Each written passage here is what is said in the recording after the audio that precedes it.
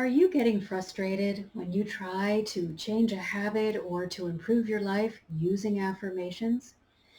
Does it feel as though the affirmations work some of the time and then maybe not at all? Or have you had friends and colleagues that have used affirmations successfully, but yet you feel as though they don't work for you at all? Welcome everyone, it's Marcia Martin, the Heart Healer, and today we're going to look at the top 5 reasons why affirmations may not be working for you. And then once you know why they're not working, you can take steps to correct that so they will be able to work more effectively in your life. So we're going to begin with the least bothersome part of affirmations, and we're going to go to the big granddaddy of them all. So in the beginning, one of the first reasons is you are wanting to believe something too grand for where you are right now.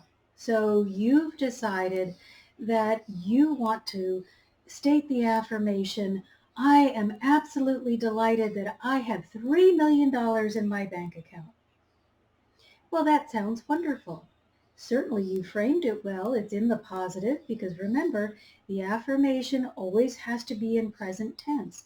If you are to put it in the future, you're saying, I want this thing that can never happen to be mine. When we state things in the present tense, the now, the only moment that we can occupy, we are able to catch up to what we're stating. So if I were to state, I am so excited that I'm going to have millions of dollars in my bank account at some point in the future, some point is never going to be able to arrive.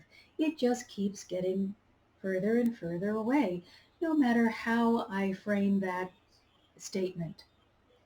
However, if when you're saying to yourself, I'm delighted that I now have $3 million in my bank account, and you have $30, you may be trying to expand too quickly.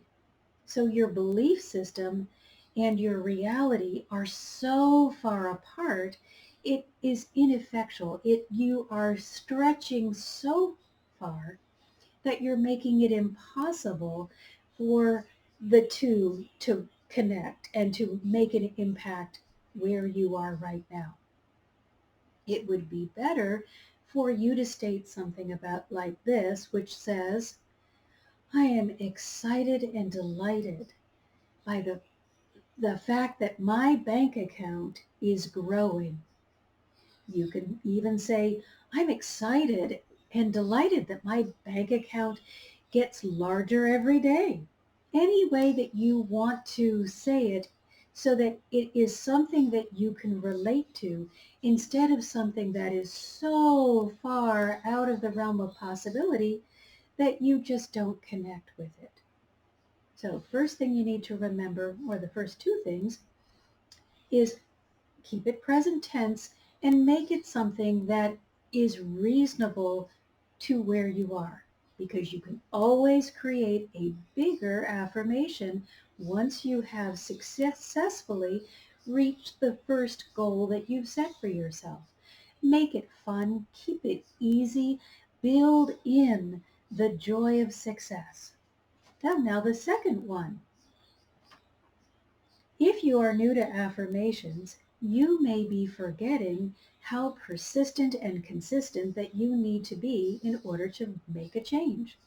The thing that you need to remember is it's going to take you at least 30 days to install this new habit, this new way of believing and thinking and talking about a situation.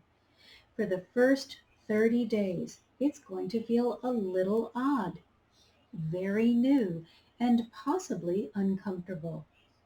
That's when you're really going to have to be persistent about remembering to repeat or to write your affirmation. I actually would prefer that you handwrite them. The reason for that is because when you are writing, the act of writing, the physical act of writing, not typing, but the physical act of writing causes new synapses, new brain pathways to be created because the shape of the letters are so different from each other. So as you are writing out your affirmation, longhand, if you don't know cursive, then print. As you are writing out your affirmation, you are cementing it in your mind. It is becoming more real to you, and it's easier now for you to believe this. And the other thing that I want you to do is read it out loud. So the more senses that you can involve in the affirmation process, the better. Right now with writing, you have the tactile sense of writing it out, of the visual sense of seeing the words form on the paper. When you speak it, you've added the auditory sense of hearing the thing that you desire being spoken out into the energetic field around you. It's helping your brain focus and begin working in conjunction with the law of attraction to bring to you that which you desire. So get proactive. And also, if you're having trouble remembering to repeat your affirmation and to write your affirmation, set an alarm on your phone every hour at the longest. Don't let more than an hour go by. Set an alarm. Time to write my affirmation. Remind yourself. Don't try to say, oh, I'll get it. You won't. It's new. It's something that could feel a little cumbersome in the beginning. Make it easy. Set the alarm and then follow through. Actually write it down. Let's look at number 3. This one is getting a little tougher. Now we're getting into the territory where you can really be having some difficulty. Perhaps you're not fully committing to the state of being that you need to be in or to align with this affirmation that you're repeating. So that would mean you're saying, I'm really excited and delighted about the way that my bank balance continues to grow. But you keep opening up your bank statement on your phone or your computer, or you go to the bank physically and you ask them for a balance, and you look at it, I'm really anxious. It's still $30. It was supposed to have changed already. If you're going to play that game where you are actively preventing yourself from receiving, you are not committing to the affirmation that you're repeating. So it's absolutely impossible for that affirmation to do anything for you. If you want to increase your bank balance, you're going to have to give a reasonable amount of time, and you're going to have to stay in a state of enthusiasm and receptivity so that opportunities to increase your bank balance are going to be able to find you. Please don't shoot yourself in the foot and then wonder why the affirmation isn't working. That's just self-sabotage. And now we're up to number 4 in our list of reasons why the affirmations may not be working for you, and we're getting into some really heavy-duty territory.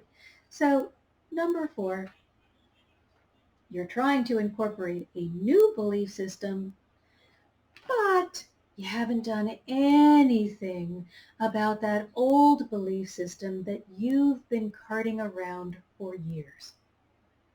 If you're an adult, you're going to be at least 20 years old. So let's say you first stepped into your belief system about 5. We're going to give you 5 years when you're just kind of absorbing. But by 5, you're starting to have opinions and get some independence.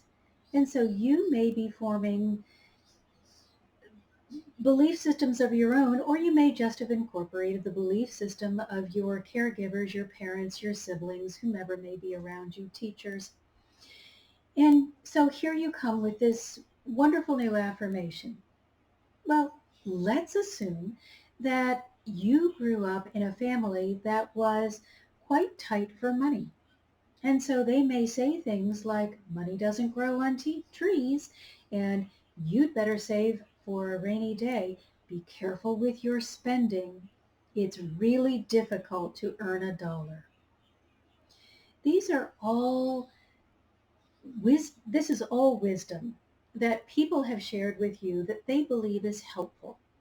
However, if you are trying to change the way you're relating to money, and instead of seeing it as something to be afraid of, you're seeing it as an ally and as a tool, but yet you are still rehearsing this old belief system that says, wow, money's really hard to come by. Sure doesn't grow on trees. It's going to be next then impossible for you to raise your vibration to the place where you can easily attract money. You're rehearsing that money is hard to come by. Well, law of attraction says that you're only going to be able to attract that which is active in your vibrational field, which means the things that you're thinking about, talking about, and obsessing over. Well, if you keep talking about how difficult it is to earn a dollar, it cannot be logical or possible for you to attract more money into your bank account without a lot of struggle, a lot of hard work, and a lot of effort. So you need to go in and clean out that old belief system. Let it go. Let go of all of the things that are not feeling in line with your highest good. If it doesn't feel loving and kind, let it go. Now we're up to number 5, the biggie. Here's the reason why affirmations often fail. It's not the fault of the affirmation. It is not really your fault, but you are not applying the spiritual laws correctly. So you are giving yourself zero opportunity to allow affirmations to work for you. And I call this the dirty bathwater principle. So let's say you walked into your bathroom and you say, oh, I can't wait to climb into a bathtub. I have these lovely bath salts or bath bombs or bath soap that I just can't wait to try. And you notice that there's quite a bit of dirty water in the tub.